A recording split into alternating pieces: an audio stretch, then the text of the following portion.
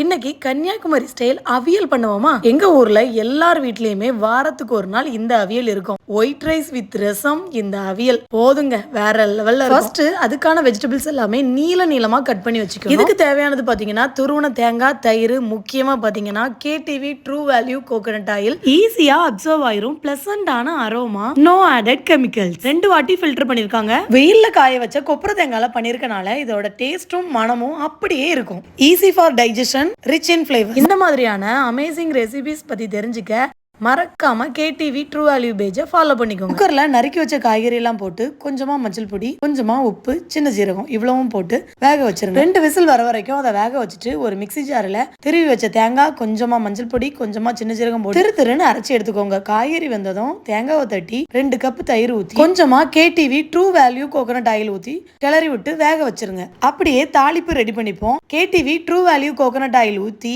கடுகு, கருவேப்பிலை, கொஞ்சமா வத்தல் போட்டு தாளிச்சு ஊத்தி கிண்டி விட்டா முடிஞ்சே போச்சுங்க. வேற லெவலான கன்னியாகுமரி ஸ்டைல் அவியல் ரெடி. சுடு சோத்துக்கு ரசம் ஊத்தி அவியல் வச்சு சாப்பிட்டா வேற லெவல்.